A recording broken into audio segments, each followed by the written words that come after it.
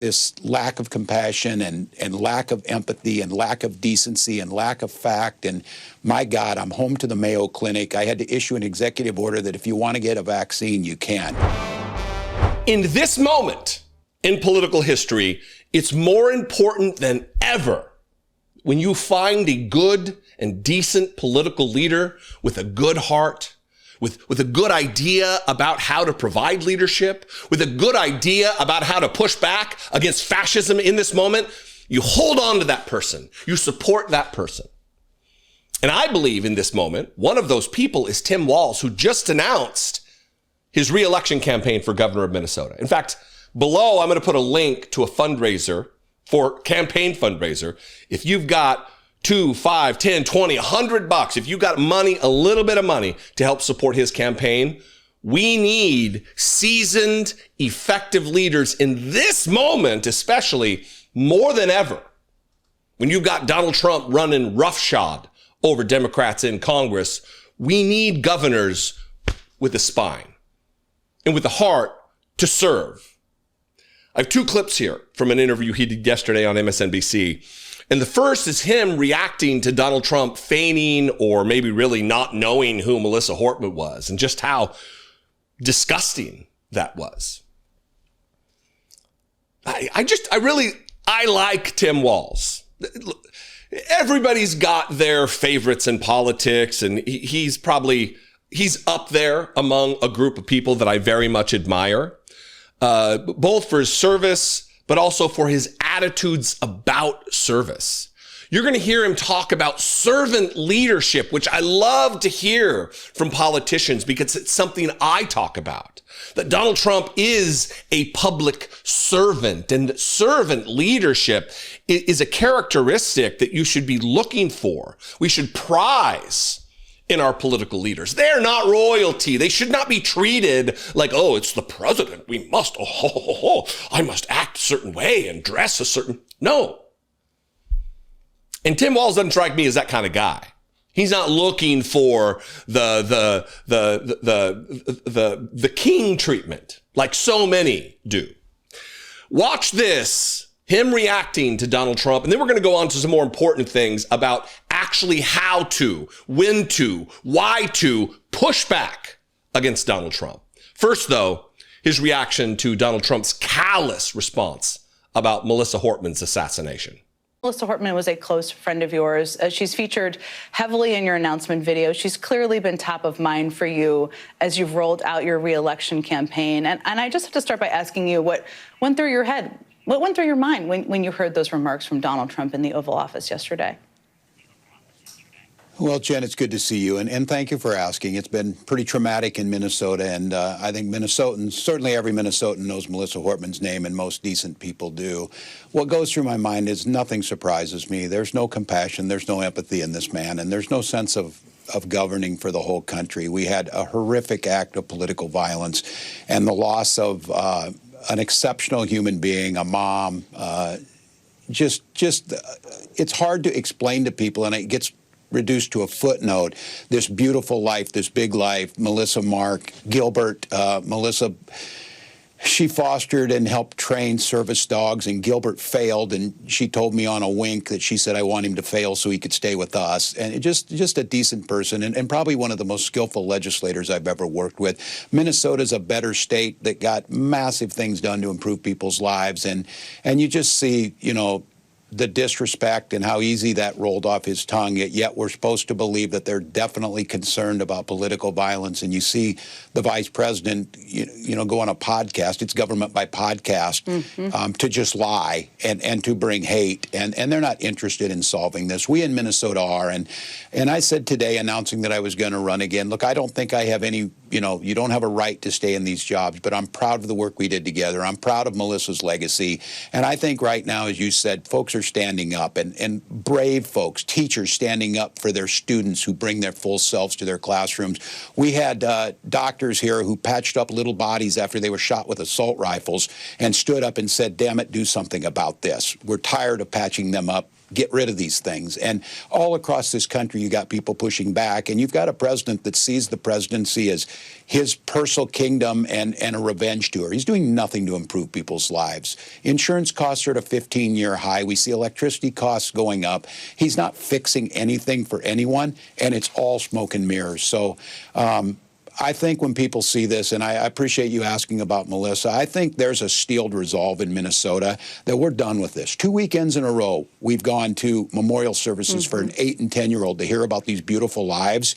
And I guarantee you Donald Trump doesn't know their names. And he's out there doing this. He doesn't care. I actually believe, Jen, if there had been students shot at that event, I don't know what he would have done, because apparently this is, as the vice president said, a fact of life. Well, we're done with it in Minnesota. We're going to do something about it. We're going to continue to try and improve lives. And I don't expect any help. And in fact, I just expect the president continue to interfere. Notice so much of what he talks about isn't about himself. It's about teachers going out there every day and doing the work. It's about doctors going out there every day and healing people, or trying to, in the wake of mass shootings. He's talking about others. He's not centering it on himself like a selfish ghoul, like Donald Trump.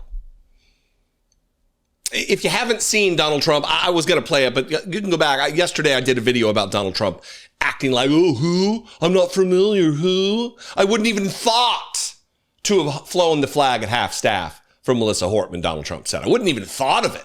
It's Tim Walz's fault. Everything's always someone else with Donald Trump.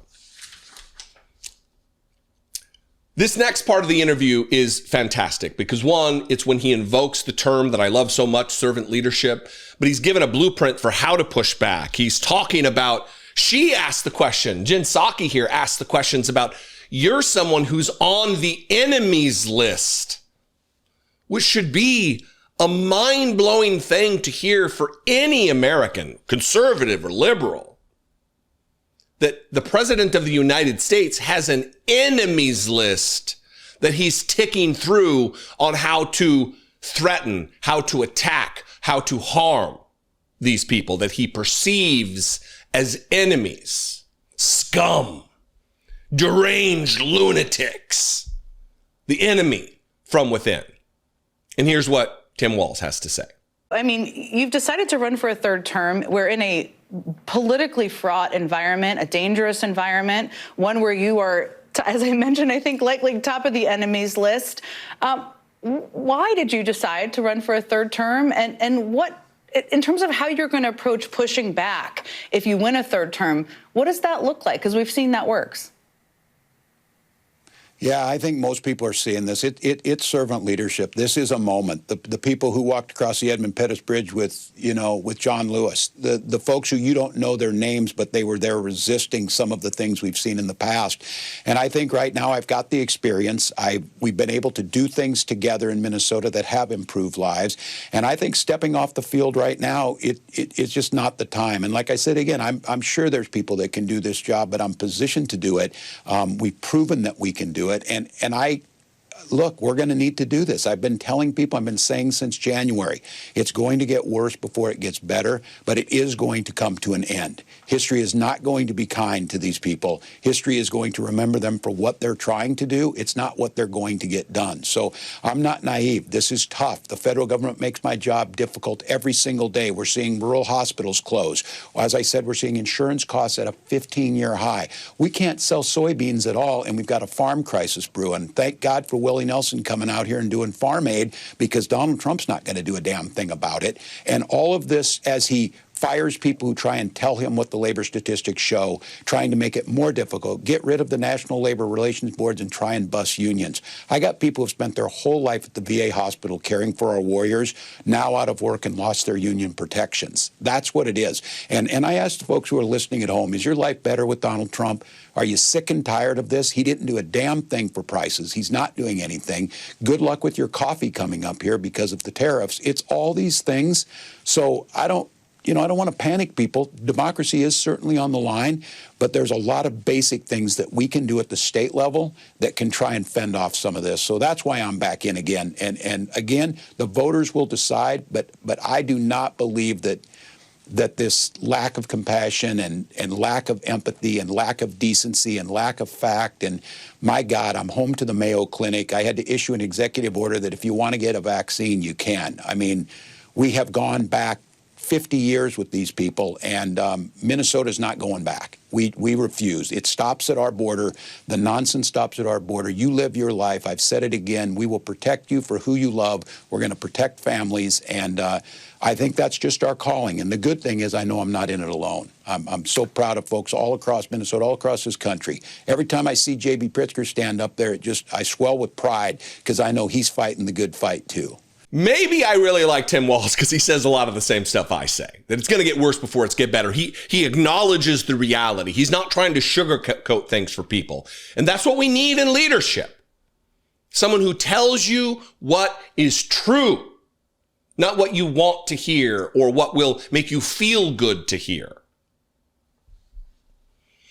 But he's also right about one thing, that history will not be kind to these fascists. History will view them as they are. When the economic data is written, we will know exactly the deleterious effects of Donald Trump's tariffs and his tax policy and the additional trillions upon trillions of dollars that are added to the national debt. We will know the damaging effects on our military readiness and our national security based on his eradication of woke or whatever. We will know. We will know what people think and how history records his assault on the Constitution and immigrants in our communities, detaining for days and if not weeks, American citizens who are suspected to not be appropriately loyal or citizens at all.